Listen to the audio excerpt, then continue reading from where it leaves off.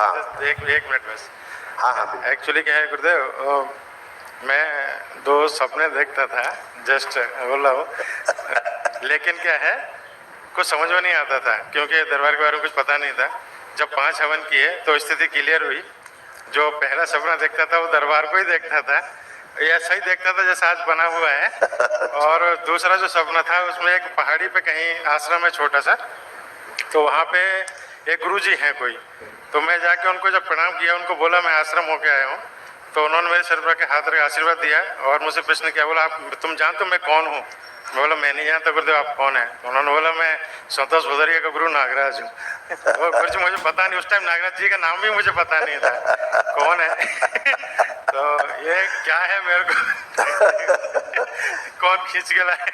बिल्कुल बेटा, ये सारी आपके अच्छे कर्म, आपके भाग्य, आपकी सहभागिता अच्छी रही, अच्छे अच्छे आपके कर्म रहे, तो वो है ना सब दिव्य। और ये सब दिव्य शक्तियाँ तो रहती हैं आपकी सोच के अनुसार, आपके आसपास वैसी शक्तियाँ रहती हैं, आसपास रहती हैं करके वहाँ आपको खींच करके वहाँ ले जाती हैं जहाँ आपका कल्याण ही होना है।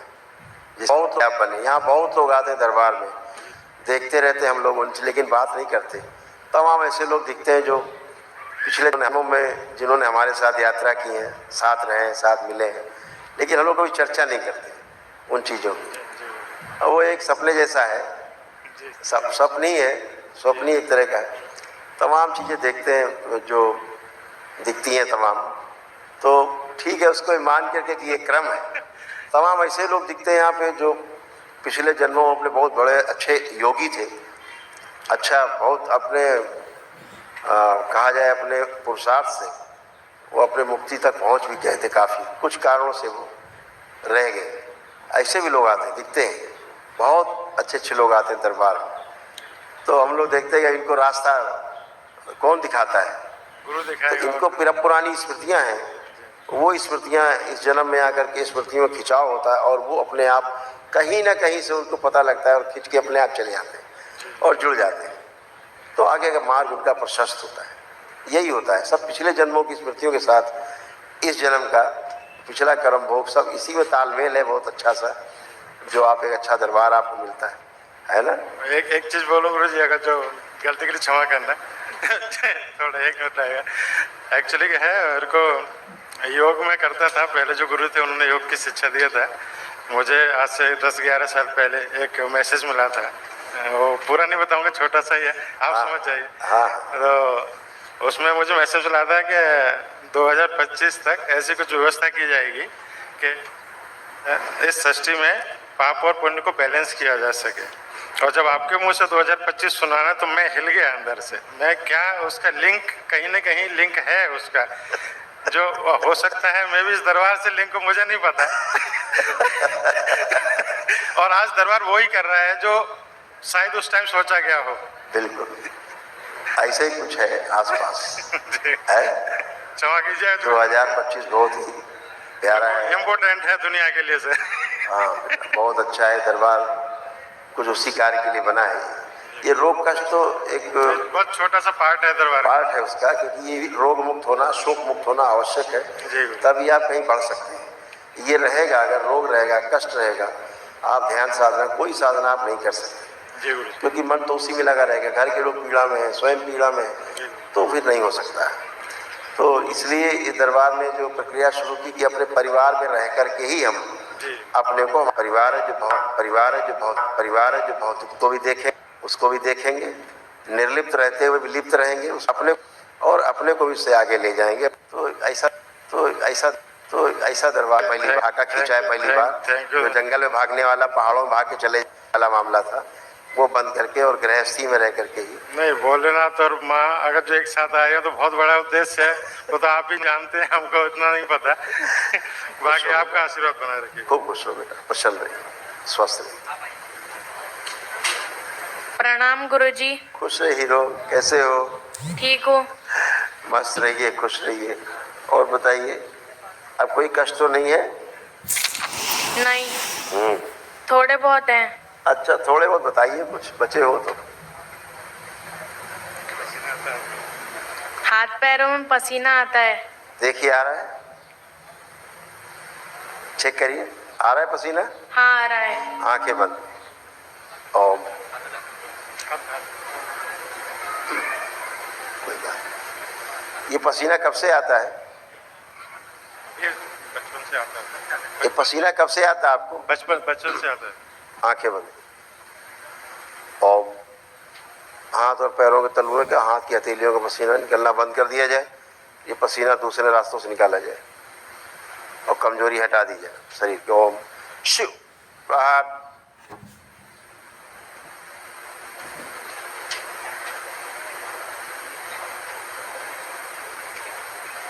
रोक दिया जाए पसीना और कमजोरी हटा दी जाए, शक्ति बढ़ाई जाए, बैलेंस। 5 बार बोलिए ओम नमः शिवाय। ओम नमः शिवाय, ओम नमः शिवाय, ओम नमः शिवाय, ओम नमः शिवाय, ओम नमः शिवाय। आँख खोल लीजिए, बंधन कीजिए 5 बार अपना। अब देखिए स्मृतियाँ कैसे काम करती हैं। ये जो पसीने की ग्रंथियाँ हैं, ये पहले आप में सक्रिय थी। यही हाथ पैरों से पसीना आना, ये पहले आप में आता था। जी गुरुजी। है ना? स्टार्टिंग में था। आप में था पहले, और आपकी स्मृति देखिए इसमें ट्रांसफर हो गई करेक्ट। जब ये आए श्रीमान जी। स्टार्टिंग में थोड़ा आता था, जब मैं छोटा था पढ़ता था तो यस पैर पेन से लिखता था। हाँ, तो स्मृति तो थी, तो अब वो स्मृति कहाँ हुई? जब ये श्रीमान जी आए तो इनमें ट्रांसफर हो गई। तो दरबार दिखा रहा है कि स्मृति इधर से आई, पहले इनको आता था छोटे में। अब अपने हाथ को देखो, अब पसीना चेक करिए। थोड़ा सा है। नहीं, हटा दीजिए पहले, वो तो पहले वाला पसीना है, हटा दीजिए बस। अब चल फिर के आइए, अपने को चेक करिए जब तक भाई से बात कर लेंगे। प्रणाम गुरुजी। खुश हो बेटा, प्रसन्न रहिए। मेरी आपसे निवेदन है, मेरे को आशीर्वाद दें कि मैं आगे और लंबा हूँ और नीट की परीक्षा के लिए जो मैं सिलेक्शन हो जाए। क्या लग रहा है अब आपको? क्या लग रहा है, अच्छे से कर पाओगे अब? हाँ गुरुजी, मैं अपनी तरफ आपको से पूरी दरबार ने कोशिश कर बहुत रहा हूँ। कॉन्फिडेंस दिया है, आपको पढ़ाई लिखाई की स्मृतियाँ दी, अध्ययन करने की रुचि बढ़ाई दरबार ने, और खूब आत्मविश्वास बढ़ाया दरबार ने कि हम कर पाएंगे। जी गुरुजी। ऐसा लगता है? हाँ गुरुजी। बिल्कुल, खूब पढ़ाई करो बेटा। मोबाइल लैपटॉप देखने का मन तो नहीं कर रहा है कुछ रात में बैठ के? रात को तो नहीं गुरुजी, कभी कभी अपने एंटरटेनमेंट के लिए कभी अब देखिए क्या मन कर रहा है मोबाइल लैपटॉप को सोच के, कौन सा एंटरटेनमेंट करना है? जी, जैसे कि आसपास में दोस्तों की कमी होने के अलावा कमी होती है, कहीं कुछ जाने का कोई अपने एज ग्रुप में कोई नहीं है। हाँ वो ठीक है, वो अपने नॉलेज के लिए बढ़ाने के लिए ठीक है।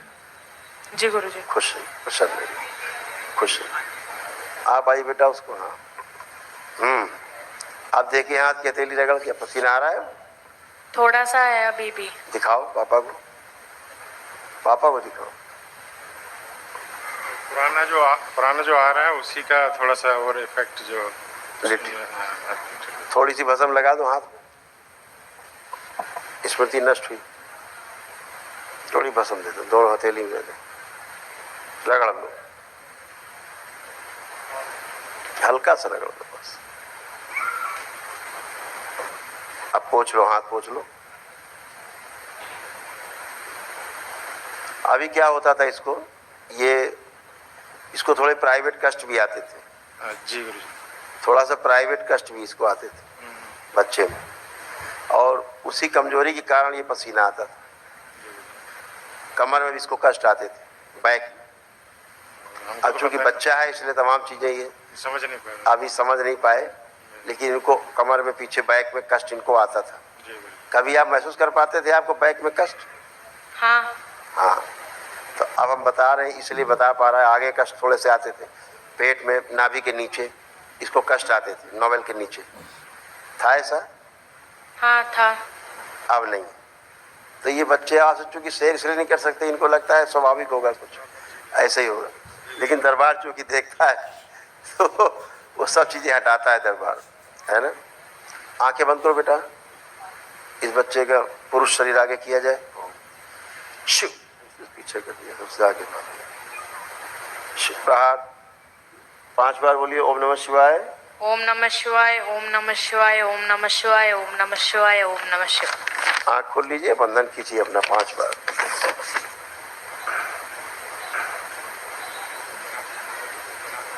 खुश रहिए, प्रसन्न रहिए, मस्त रहिए। हाँ बेटा। जी इनके नंबर हैं? काफी नंबर हैं? हैं? ज्यादा है, नंबर बहुत ज्यादा है गुरुजी। बोला ना, वीकनेस बहुत ज्यादा थी। अभी ले दिखा अब कराइएगा, अभी दिखा रहे हैं, इसकी आंख का दिखा रहे हैं, दिखाया जाए। इसकी आंख का ही चित्र है। आंख के बार पहले से बना के बैठा रहता है। ग्लूकोमा की स्मृतियाँ थी, आंखों में इन्फेक्शन फैल रहा था।